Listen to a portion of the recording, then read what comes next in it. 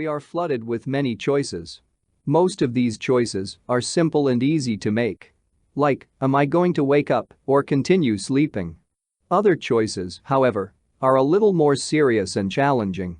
Am I going to continue college or look for a part-time job? But every once in a while, we are faced with what seems to be the hardest choice in the world. Choices such as, am I going to tell my mother that my father is cheating on her and break our family apart? Or am I going to keep quiet and continue living together as though nothing happened? Situations like these make us feel disturbed, stressed, confused, and even desperate like never before in our lives. They don't seem to have any right choice or solution. The available choices feel wrong and are unacceptable. They result in something that we don't like. Have you ever found yourself in one of these situations? If you have, then maybe you've already gone through a dilemma. Hello everyone, and welcome. In this video, we're going to talk about dilemmas and what they are. Specifically, we're going to define moral dilemmas and find out what makes them different from other problematic situations. This video is part of our ethics series. If you want to learn more about the subject, please check our other videos linked in the description below. What is a dilemma? A dilemma is a situation in which a person is forced to choose between two or more conflicting options, neither of which is acceptable to her. One of the examples in the introduction was a dilemma.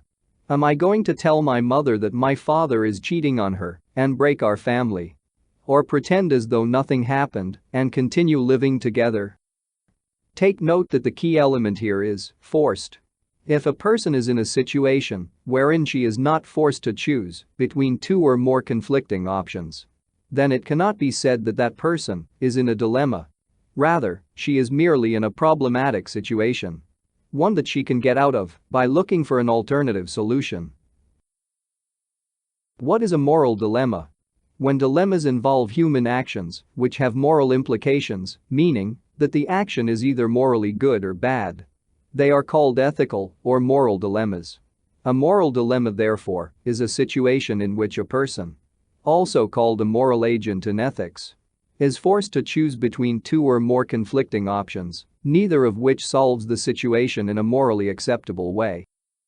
For example, Mary is a religious and morally upright person. She considers killing human beings absolutely wrong. One day, her obstetrician gave her the devastating news that she was having an ectopic pregnancy, a kind of pregnancy wherein the fetus develops outside the mother's uterus, usually in one of the fallopian tubes, and that her life was increasingly in danger. After seeking expert medical advice, the doctors told her to have an abortion immediately in order to save her life. Mary is faced with a moral dilemma and is forced to make a decision that is morally unacceptable for her. Should she choose to continue her pregnancy and put her and her baby's life in danger? Or should she have an abortion and destroy her religious and moral integrity?